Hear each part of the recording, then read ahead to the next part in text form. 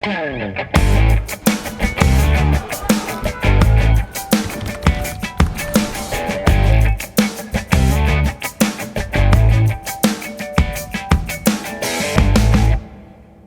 no ar o nosso programa Espaço Cidadão, chegando em todo lugar, onde tiver internet, pelo nosso canal no YouTube, Robson Carvalho, pode nos localizar também pelo Robson Cidadão e faz a sua inscrição, e ainda chegando à maioria dos estados do Nordeste, através da Band, chegando inclusive ao estado da nossa convidada de hoje, o Maranhão, senadora Elisiane Gama, que é do Partido Cidadania. Conosco vai falar a respeito da CPI, da Covid, dentre outros assuntos também no nosso programa. Seja bem-vinda, senadora, ao nosso Espaço Cidadão. Muito obrigada, Robson. É uma satisfação grande estar aqui conversando com você. Estou aqui à disposição.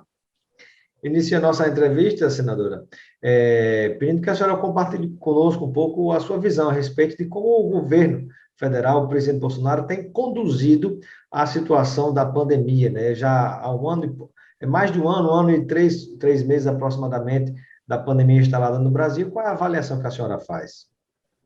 Robson, eu acho que a tua pergunta é uma pergunta muito importante, porque se a gente tivesse tido uma outra postura do presidente da República, a gente não teria hoje CPI, a gente estaria com o Brasil engajado, com a população unificada, lutando juntos por um inimigo que é de todo mundo, que é a Covid-19, né? Esse vírus mortal que já matou milhões no mundo, que no Brasil nós já temos quase aí 415, talvez até mais, porque a cada dia os números realmente aumentam, de mortes no Brasil.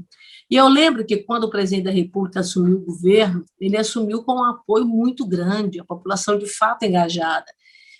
Por exemplo, pautas impopulares, o presidente teve o apoio da população brasileira, como, por exemplo, a reforma tributária, a reforma previdenciária, reformas impopulares que nenhum governo conseguiu avançar, o presidente Bolsonaro conseguiu avançar. Por exemplo, uma reforma dessa, tributária, previdenciária, melhor dizendo, foi uma reforma que os governos anteriores lutaram muito para avançar e não conseguiram. Nesse governo, a população apoiou. Eu lembro que eu recebia manifestações no telefone, e eu via que não era coisa montada, sabe? Era a população, gente, vamos lá, é preciso mesmo, está difícil.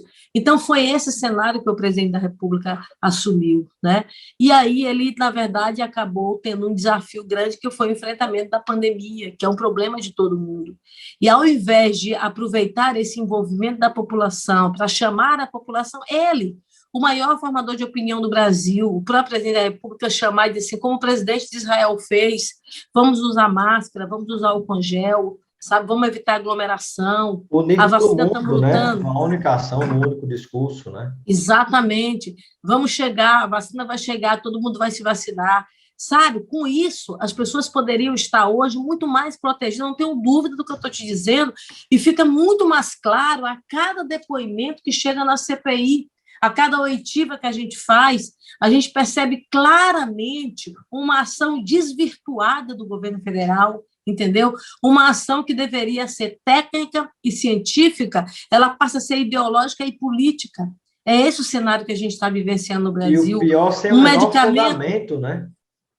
Exatamente, um medicamento que ninguém, na verdade, orientava, nem mesmo a classe médica, porque precisaria, naquele momento, de um entendimento técnico para isso, o presidente já colocava como se fosse o salvador da pátria. E ainda pior, eu acho que de tudo que a gente já ouviu nessa CPI, é ouvir de um ministro de que o presidente tentou mudar a bula da cloroquina, sabe? É ouvir de um outro ministro que assim, olha, eu saí do governo porque quiseram me impor a cloroquina e eu sou médico, um técnico, eu não resistir a isso. É exatamente isso que a gente tem ouvido, então me entristece muito, sabe, Robson? Por isso eu acho que a tua pergunta é a pergunta central, me entristece muito, porque não era para a gente estar vivenciando isso hoje. Hoje era para a gente estar todo mundo na televisão, gente, vamos atrás de mais vacinas, porque se no ano passado o contrato da Pfizer tivesse sido feito, a gente teria vacina no ano passado, e não é só ter no ano passado, porque alguém diz, olha, a primeira vacina no mundo, lá na Inglaterra e tal, foi lá para o mês de dezembro, tá bom que viesse em janeiro, mas que chegasse em janeiro, Coronavac, Pfizer, chegasse todo mundo em janeiro. Se a gente tivesse trabalhado lá atrás, isso não aconteceu. Teria Então, o que nós começado o tivemos ano, hoje teria no começado Brasil... o ano, por exemplo, com as 70 milhões de doses, né? Numa realidade completamente Exatamente, diferente que a gente tem hoje. exatamente, Robson. E não com a quantidade apenas da Coronavac. O que a gente tem hoje no Brasil em termos de vacinação dá-se, sobretudo, a uma ação firme do Laboratório Butantan junto com o governo de São Paulo. É uma realidade, eu não estou defendendo aqui o prefeito de São Paulo, mas é um fato. Só depois vieram as demais vacinas. Por quê? Porque a gente retardou muito, porque houve claramente um boicote, e eu não consigo entender por quê. Eu fico me perguntando por quê, meu Deus, porque todo mundo que é chefe maior de Estado, o prefeito, o governador, o que ele quer é que o seu Estado, que a sua cidade saia na frente de todo mundo. A gente vê uma briga dos governadores porque quer que seu Estado fique melhor, uma briga dos prefeitos porque quer que a sua cidade fique melhor. Essa é a briga que a gente tem. E De o repente, a presidente da gente tem no República país... coloca a população contra os governadores que estão tentando fazer o que ele deveria ter Eu não feito e não consigo fez. entender, eu fico tentando, eu me questiono, eu fico tentando compreender isso. Será que se defende o caos para, de repente, implantar aquilo que sempre sonhou? Entendeu? Será que se defende realmente a tragédia para, de repente, chegar como se fosse ele, tentando, de uma outra forma, inverter o processo e, de repente, instaurar o que se quer no Brasil? Eu realmente fico perplexa diante de tudo isso que a gente está vivenciando. E eu acho que, como eu te disse, não era para a gente ter agora a CPI, não era para a gente estar hoje discutindo isso, sabe? Era para a gente estar discutindo outras coisas, mas a CPI se fez necessária porque a gente viu o que aconteceu em Manaus, quando alguém pede oxigênio e vai cloroquina, e agora a gente começa a ver a possibilidade de talvez o estado do Amazonas fosse o estado originário para a imunização de rebanho, a ideia da imunização de rebanho. Aliás, não pelo viés que pode se chegar, que é a vacina, mas pelo viés de todo mundo se contaminar. E morrer. Entendeu? Né? Exatamente. Então, assim, é muito triste isso, é uma situação realmente muito complicada, mas nós estamos realmente firmes trabalhando na CPI. Eu acho que os depoimentos que vieram até agora já começam a dar uma luz do que pode ainda estar por vir.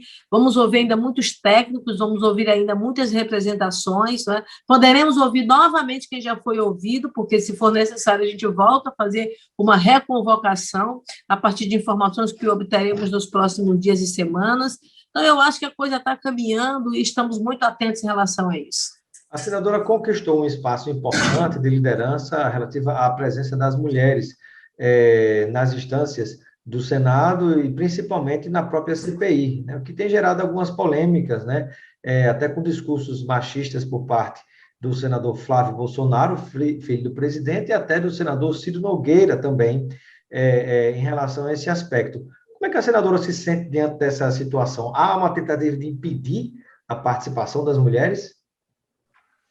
Olha, Robson, eu te digo com honestidade, eu estou há 15 anos na vida pública, sou mulher, eu sou de um ambiente onde eu não fui içada para a política, eu conquistei através de muita luta, de muito suor, de muito empenho, de muita dedicação. A minha família não é política, e assim, não foi fácil chegar até aqui no Senado. E eu já vi muita coisa, mas o que eu presenciei na CPI, à luz do dia, em frente a todas as câmeras de televisão do Brasil, foi algo, no meu entendimento, estarrecedor e que constata o que a gente vive todo dia. A gente tentou simplesmente assegurar o espaço de fala, entendeu? A gente simplesmente tentou assegurar uma conversa, um entendimento, um diálogo, e, de repente, nós fomos barbaramente, freneticamente rechaçada. A gente tem, na verdade, a nossa voz se tentou silenciar a nossa voz dentro da CPI, mas o que eles esqueceram é que nós somos mulheres, e as mulheres são resistentes, né? A gente que é mãe, que carrega 9 meses um bebê na barriga, ou que carrega no coração, mas que dá a vida por aquilo que acredita, por aquilo que defende, por aquilo que ama. É exatamente esse o sentimento de nós mulheres que nós temos, e a gente coloca isso na vida, na prática do dia a dia, a gente coloca isso no exercício da vida parlamentar, a gente coloca isso dentro do plenário do Senado, sabe? Porque é defender aquilo que a gente acredita, entendeu? E foi exatamente isso que a gente fez quando eu, a Simone, a Leila, as demais colegas, a Soraya, todo mundo que estava dentro do plenário se movimentou e se mobilizou para isso, foi uma demonstração clara de que podem até tentar, mas a gente não vai silenciar, sabe? Que podem até tentar, mas a gente não vai recuar. E a gente não recuou tanto que nós continuamos a segurar a nossa fala, a gente continua com fala na CPI. Queiram ou não, fiquem zangados ou não, mas a gente conseguiu. Porque isso fere a própria lógica da representação, da representatividade. A mulher, inclusive, é a maioria da população brasileira e do eleitorado também, né? Exatamente. Nós conseguimos hoje, dentro do Congresso Nacional, ter uma bancada feminina. A bancada feminina foi um avanço muito importante dentro do Congresso Nacional.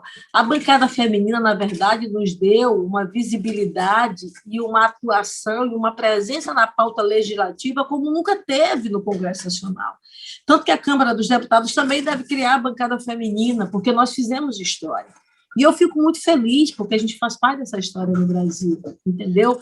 Quando a gente apresentou um projeto de lei criando a representação no Colégio de Líderes, foi dizer assim, ei, a pauta legislativa tem que passar também pelas mulheres. Porque, por exemplo, desde que eu cheguei no Senado, eu sou líder, mas nós já tivemos tempo no Senado Federal que a liderança não tinha nenhuma mulher representada, entendeu? Então, assim, era um colégio já totalmente masculino, como é masculino a política brasileira. Eu vejo meu Instagram, as autoridades, as reuniões que eu tenho, todas, 99% delas, ou está eu, ou no máximo mais uma mulher no universo de todos os homens. Veja, todas as fotos são sempre assim, isso acontece comigo, acontece com a Leila, acontece com a Daniela, acontece com a Simone, com a Rose de Freitas, quer dizer, a gente, mulher, que está lá dentro do espaço onde a gente está, lá está a gente sozinha na grande maioria das vezes, porque é um espaço totalmente masculinizado. Ou a gente avança, ou a gente resiste com a garra e com a determinação que a gente tem, ou a gente será sempre suplantado. E a gente não vai ser suplantada, porque a gente está muito atento em relação a isso. A mesma vitória que nós tivemos na CPI, a mesma vitória que nós tivemos em assegurar o nosso espaço de fala, é a mesma vitória que nós teremos, se Deus quiser, nas próximas lutas que realmente nós vamos entrar. Senadora Elisiane Gama, do Cidadania do Maranhão. Ainda sobre a questão da CPI da Covid, nós agora temos no Brasil a figura de um general que, ao invés de, quando a gente pensa no general, é aquele que enfrenta. Quando a gente pensa em general, é aquele que vai para a guerra, que vai para a luta, mas parece que agora nós temos um general fujão no Brasil, né? O que é que está acontecendo, né? Essa postura do ex-ministro da Saúde, general da ativa do Exército, com medo da CPI? Olha, é muito ruim, eu até fico sem entender, porque todos os demais foram com tranquilidade, o que está aí foi com tranquilidade, e, de repente, acabou-se o general Pazuello com muito temor de falar, né? Se ele tem muito temor de falar, a gente já fica aqui tentando compreender por que tanto medo, por que tanto temor, se você vai apenas falar a verdade da CPI, né? E se você, na verdade, falar mentira, a gente vai buscar, não é, as alternativas que estão realmente diante de nós para a responsabilidade. Agora, se você não tem nada a temer, por que temer? Né? Na verdade, essa é a grande pergunta.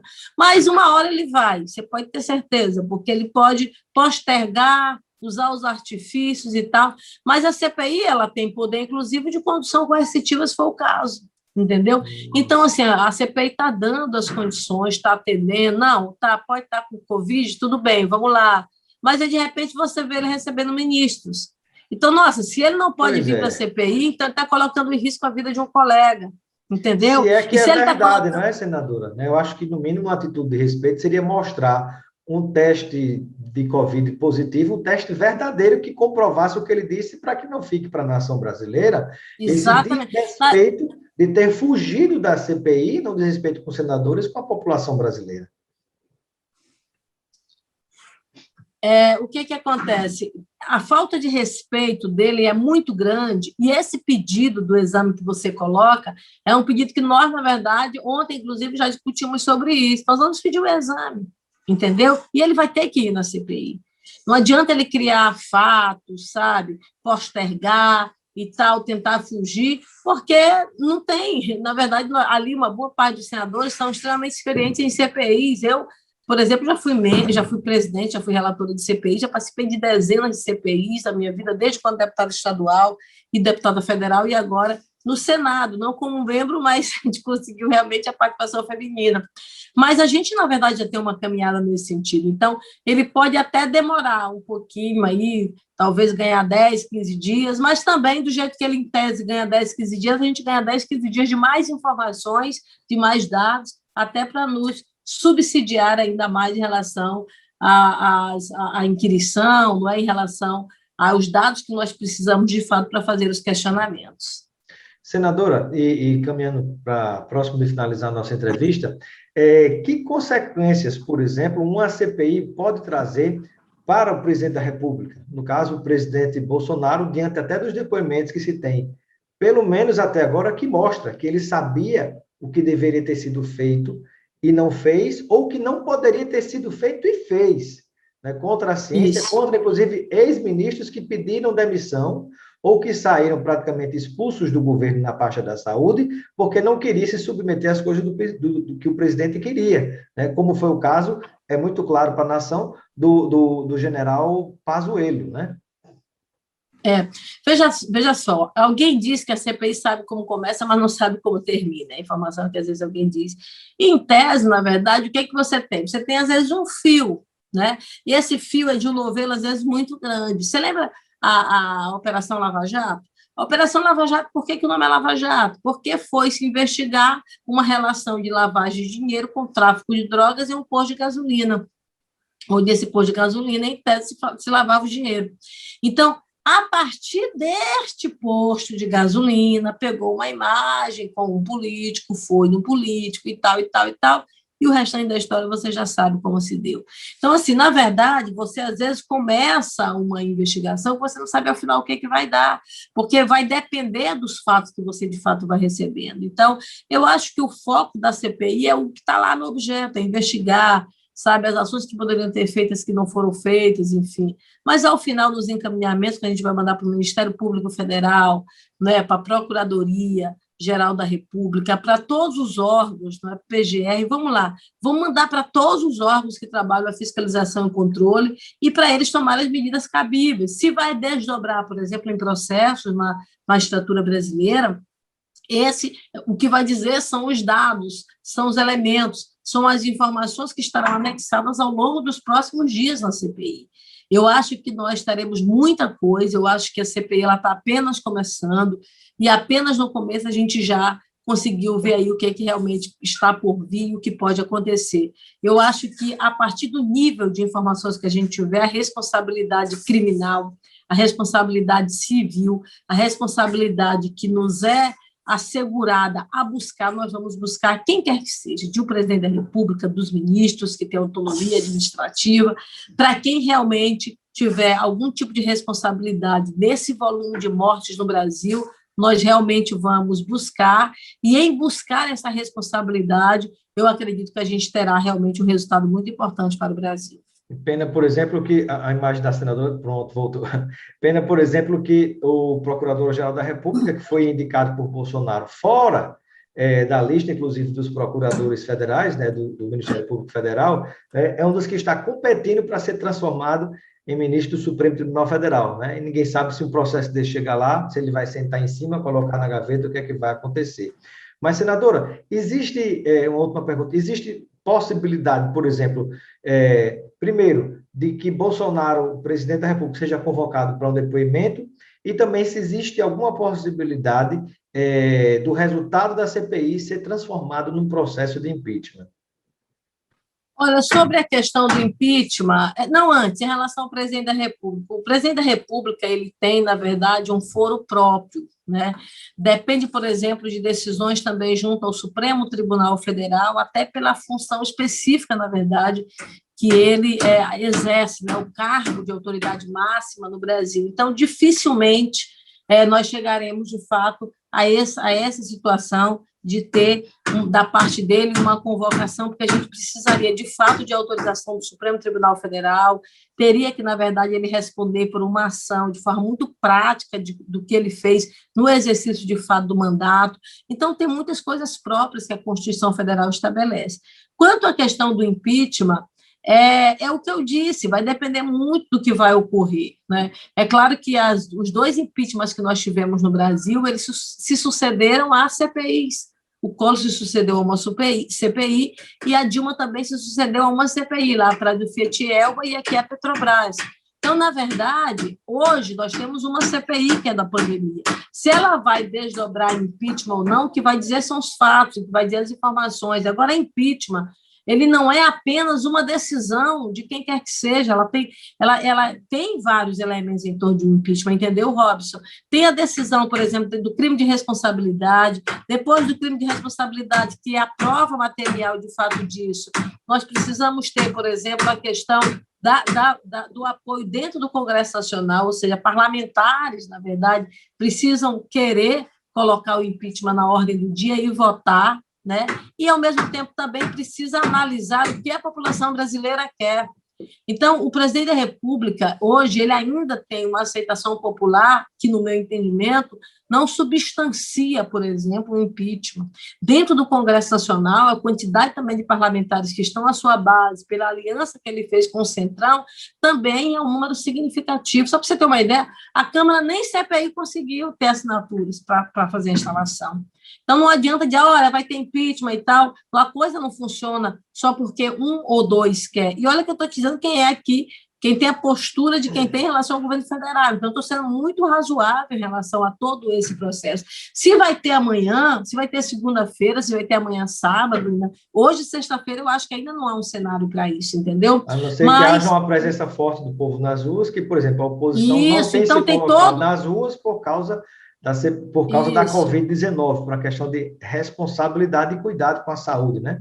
Mas mais na frente, como a senadora disse, quem sabe talvez seja uma realidade que haja clima suficiente para que seja votado. E é bom a gente lembrar que tem eleição também, né, Robson? Daqui a 1 ano e meio, aproximadamente. Então, a população também terá a oportunidade de definir se é isso que ela quer para frente, ou se ela quer parar aí, colocar um novo nome. Eu acho que a gente tem que estar muito focado hoje no Brasil, entendeu? No entendimento daquilo que a gente quer para o Brasil, e nós estamos realmente lutando e perseguindo por isso. Sem dúvida. Quero agradecer a participação da senadora Elisiane Gama, do Cidadania do Maranhão, no nosso Espaço Cidadão. Seja sempre bem-vinda, senadora, e eu deixo um momento final para suas despedidas junto a todos aqueles e aquelas que nos acompanham em todo o Brasil pela internet, no nosso canal no YouTube, e Robson Carvalho, e também em quase todo o Nordeste, através da Band. Muito obrigada, que Deus lhe abençoe, Robson. Estou à disposição, uma honra muito grande participar com vocês, e contem sempre comigo. Muito obrigada. Muito obrigado, senadora.